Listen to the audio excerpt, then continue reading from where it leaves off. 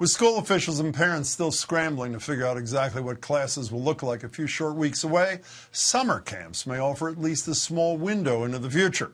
Around half of camps weren't able to open at all here in New England, but as Liz Neisloss found out, in the scattering of virtual and in-person camps that were able to open, there are lessons for the coming school year.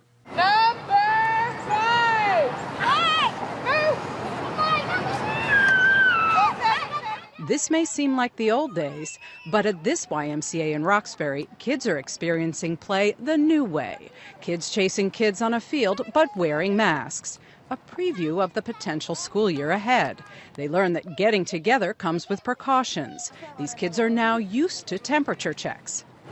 Thank you. And frequent hand washing.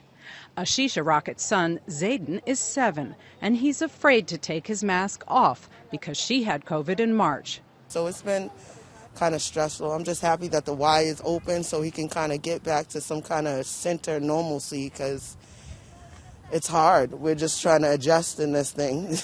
Kids here stay in small, consistent groups, keep their belongings in baskets, and need only occasional reminders about their masks. And we're really trying to help them learn how to keep it on, how to properly take it on and off, because when they go to school, they are going to be wearing those masks all the time. So it's an important skill for them to learn. Part of a skill set few could have imagined when camp looked like this. 1, 2, 3, 7. Pre-COVID, 1,000 kids at Camp Harborview used to flock to Boston Harbor's Long Island from all over the city. But transporting all those kids safely was impossible in a pandemic, so the camp went online. You can't ride my little red wagon! You can't ride my little red wagon! Grab a mask and cover your masks for the family. And Camp Harborview gave kids bags and backpacks filled with art and science project supplies to do activities online.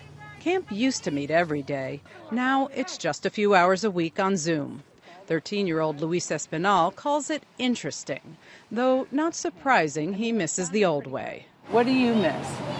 Just being together, like just one-on-one in person and not being like separated by miles.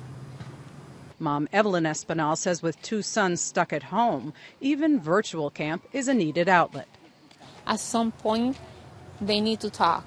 They talk to me all the time, so they need someone else to talk. And the camp added resources for emotional support. To be able to facilitate peer groups for kids that may be dealing with anxiety or depression or just sort of general concerns as it relates to the pandemic. Concerns that won't go away when camp ends. Camp is like a microcosm of everything else that happens in our world.